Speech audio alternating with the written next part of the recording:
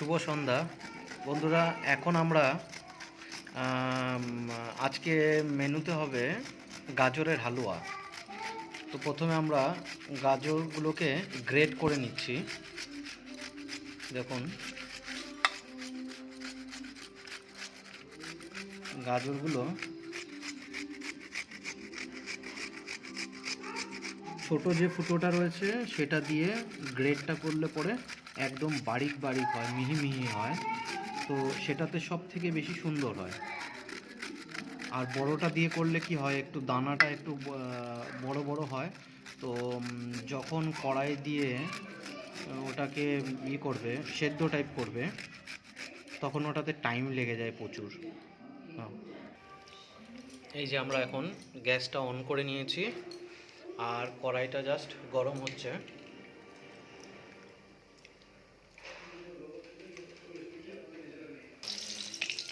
এই যে কড়াইতে আমরা এখন ঘিটা দিলাম। এবারে গাজরগুলোকে ঢেলে দেবে।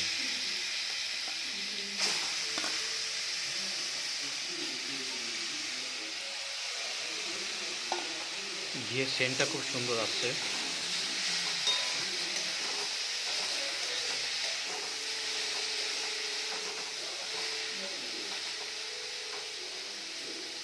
এতে আরও দুটো জিনিস অ্যাড করা যায়, যেমন কি বলে ওটা, এলাচ আর তেজপাতা। কিন্তু এখানে এলাচ আর তেজপাতাটা আমরা দিলাম না একটাই কারণে, যাতে ঘিয়ের ফ্লেভারটা যেন নষ্ট না হয়। এটা এখন প্রথমে ফুল ফ্লেমে গাজরটাকে পাকাতে হবে। তারপর যখন গাজর থেকে একটা জল ছাড়বে,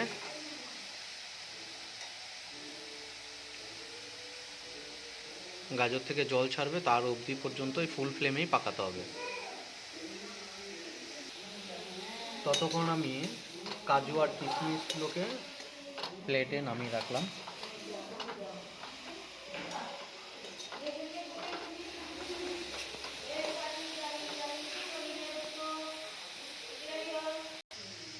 এখন গাজরটা ভালোভাবে ফ্রাই হয়েছে, তো একটা সাইডে নামিয়ে রাখা হলো। এরপরে হাঁড়িতে দুধটাকে একটু গরম করে নেওয়া হবে, ভালো করে ফুটিয়ে নেওয়া হবে। সেই গরম দুধের ভেতরে আবার গাজরটা দেওয়া হবে।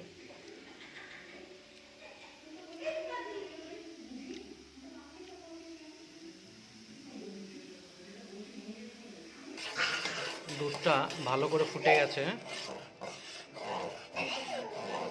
দুধটা আমাদের রেডি হয়ে গেছে, একদম ফুটে গেছে। এবারে গাজরটার মধ্যে দুধটা ঢেলে দেওয়া হলো।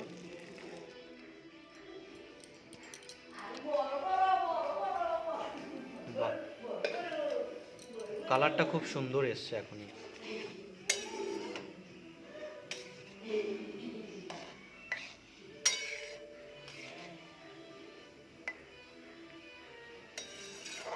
এবারে এটাকে খুব সুন্দর ভালো করে কুক করতে হবে, পাকাতে হবে।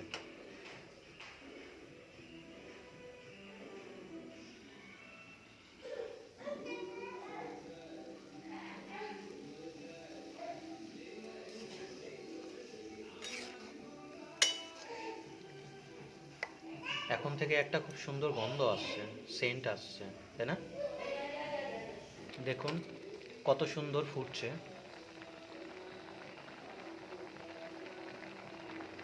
আর এমনিতেই আগের থেকে দুধটাকে আমরা ভালো করে সেদ্ধ করে ওটাকে মানে ফুটিয়ে নিয়েছিলাম। আর ফুটিয়ে ফুটিয়ে একদম পুরো গাঢ় করে দিয়েছিলাম দুধটাকে। এর জন্য আমাদের বেশি করতে হয়নি, ফোটাতে হচ্ছে না এখন।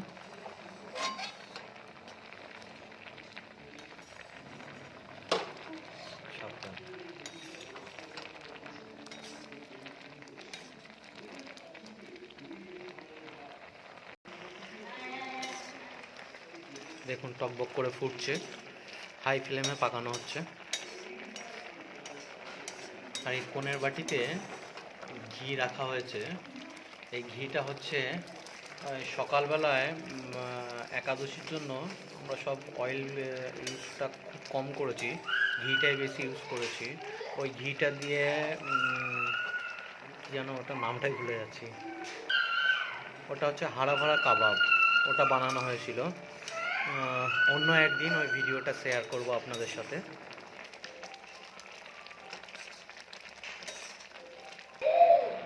দেখুন বন্ধুরা, ফুটে গেছে। এইবারে লাস্ট টাইমে চিনিটা অ্যাড করতে হবে, আর আমরা চিনিটা একটু কম খাই, এর জন্য একটু চিনিটা কম ইউজ করব।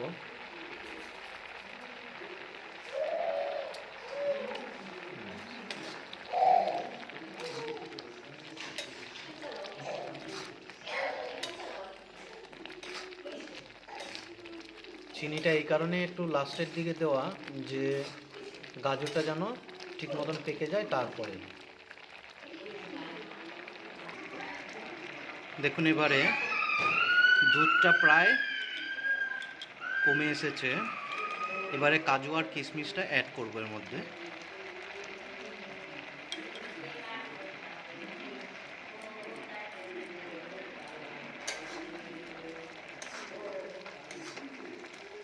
গাজরটা ভালো সেদ্ধ হয়েছে।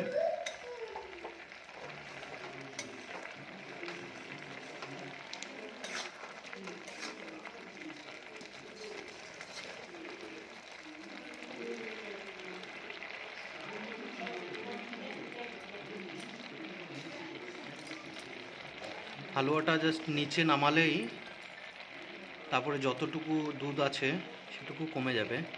এখন ওপর থেকে একটু ঘি অ্যাড করা হবে।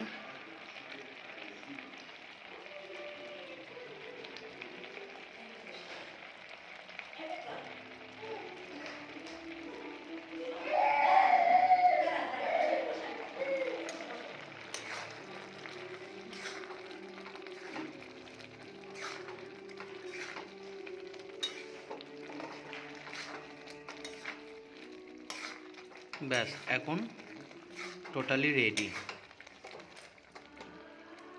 গ্যাসটা বন্ধ হয়ে গেছে। এবার আমরা প্লেটে নামিয়ে নেব। দেখুন এবারে হালুয়াটা দেখতে সুন্দরও লাগছে, সেন্টও খুব সুন্দর বেরোচ্ছে। এবারে হালুয়াটা জাস্ট বাটিতে দিয়ে সার্ভ করা হবে।